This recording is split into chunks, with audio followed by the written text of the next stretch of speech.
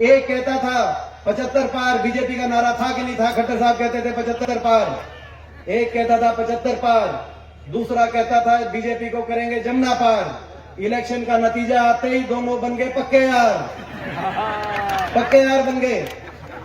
लोगों से विश्वासघात किया और बन गए पक्के यार। हरियाणा में बना दी भ्रष्ट सरकार और जनता कर रही है हाहाकार। ये हरियाणा की हालात है। और ये महकमे बांटे आपस में महकमे बांटे, लेकिन महकमे इस आधार पर नहीं बांटे कि किस महकमे से ज्यादा काम कराओगे, किस महकमे में ज्यादा काम लोगों का होगा, इस आधार पर महकमे नहीं बांटे। महकमे इस बात में बांटे किस महकमे से ज्यादा कमाई होगी। गलत तो नहीं मैं कह रहा?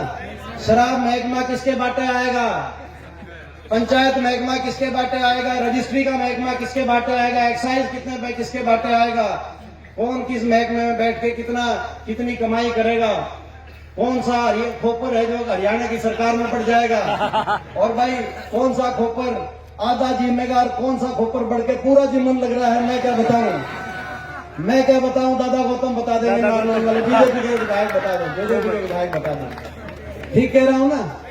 सारे जम गया। दादा गौतम का आया बयान कि भाई एक खोपर बढ़ गया, सारा जिम्मन लग रहा है। सारे हरियाणा ने पता है कौन खोपर बढ़ रहा है। लेकिन ये भ्रष्टाचार के आधार, इससे ज्यादा राजनीतिक अनैतिकता।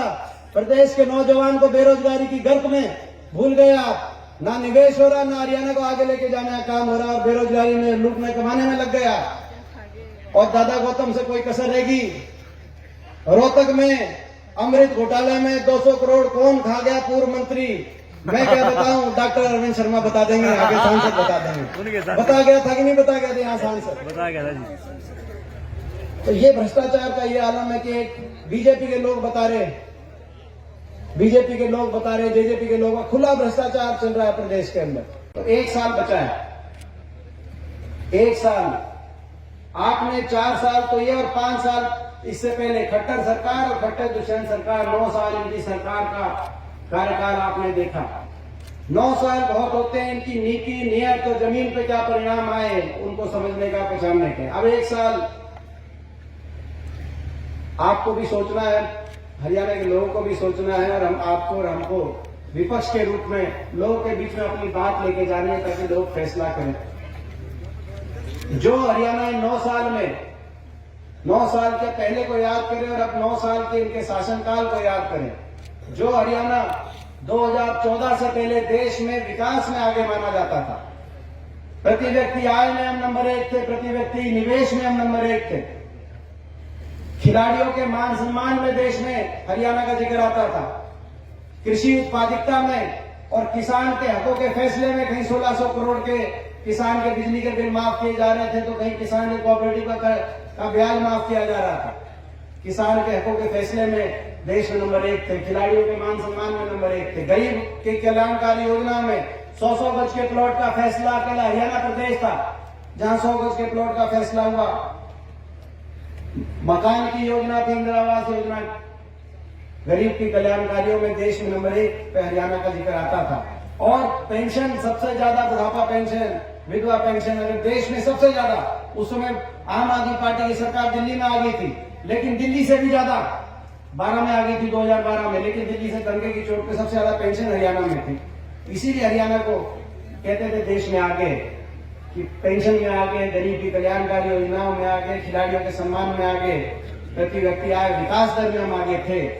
लेकिन वो हरियाणा 9 साल की इस खट्टर सरकार के, बीजेपी सरकार के कार्यकाल के बाद जो विकास में आगे था, अमन चैन शांति में, 10 साल कहीं कोई लाठीचार्ज की जरूरत नहीं पड़ी, गोली की तो, पुलिस की गोली की तो दूर की बात है, किसी पे वाटर कैनन चलाने की जरूरत नहीं आई जो हर रोज इस सरकार में चलाए जा रहे हैं, किसी पे लाठी बरसाने की जरूरत नहीं पड़ी, अमन चैन शांति भाईचारे से खुशहाली की तरफ प्रदेश गया था। वही हरियाणा इस 9 साल की सरकार के बाद विकास में तो पीछे हो गया और आगे किस चीज में पहुंच गया? देश में सबसे आगे, लाठीचार्ज में भी सबसे आगे, कोई वर्ग नहीं छोड़ा जिसपे लाठी नहीं बरसी हो।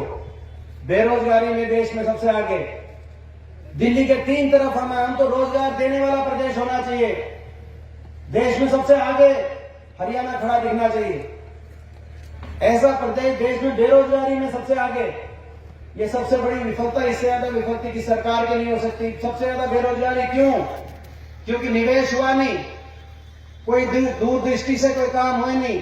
आपको याद होगा हमारी सरकार में सरकारी रोजगार भी और निजी कंपनियां, निवेश इंडस्ट्री भी आ रही थी। कहीं रोहतक के अंदर आईएमटी बन रही थी, तो कहीं थर्मल के कारखाने झज्जर में, झाड़ली में, हिसार में थर्मल के कारखाने लग रहे थे। कहीं मेट्रो आ रही थी बहादुरगढ़ तक, तो कहीं मदीना के अंदर भी आईएमटी का प्रस्ताव था। एयरपोर्ट की हमने भारत सरकार की कैबिनेट से एयरपोर्ट मंजूर कराया था महम में। एक एक करके निवेश हो रहा था। हरियाणा में एक प्राइवेट का इन्वेस्टमेंट भी थी और साथ में सरकारी रोजगार भी। इस सरकार ने 9 साल में एक कहीं कोई औद्योगिक क्षेत्र बनाया नहीं, कहीं कोई एक आईएमटी बनाया नहीं, कहीं कोई निवेश आया नहीं, कोई थर्मल का कारखाना लगा नहीं। बुलेट ट्रेन की बात करी, कहीं ना कोई मेट्रो आई। रेल की लाइन का क्या हाल है? 9 साल से जो हमारी महम की रेल की लाइन है, जो सीधा रोहतक को हासी से जोड़ने का काम ये रेल की लाइन करेगी। 9 साल बुलेट ट्रेन चलाने वालों ने ये रेल की लाइन, जिसको मैं मंजूर करा के गया था, काम शुरू करा के फाउंडेशन स्टोन मल्लिकार्जुन खड़गे जो हमारे राष्ट्रीय अध्यक्ष हैं, वो आए थे हासी में, रेल रोड रैली करी थी अपने हासी में। और इस 4 लेन सड़क ये डगवाली तक, रोहतक से डगवाली तक ये जो हाईवे और रेल की लाइन का फाउंडेशन रखा था कि नहीं रखा था, मैं पूछना चाहता हूँ। बुलेट ट्रेन की बात तो करी आपने। आज 9 साल के बाद रेल की लाइन, ऐसा कौन सा ताजमहल है? 20 साल में ताजमहल भी बन गया था, लेकिन ये रेल की लाइन आज तक इस पे रेल दिखाई नहीं दे रही। तो ना निवेश हुआ, ना सरकारी रोजगार।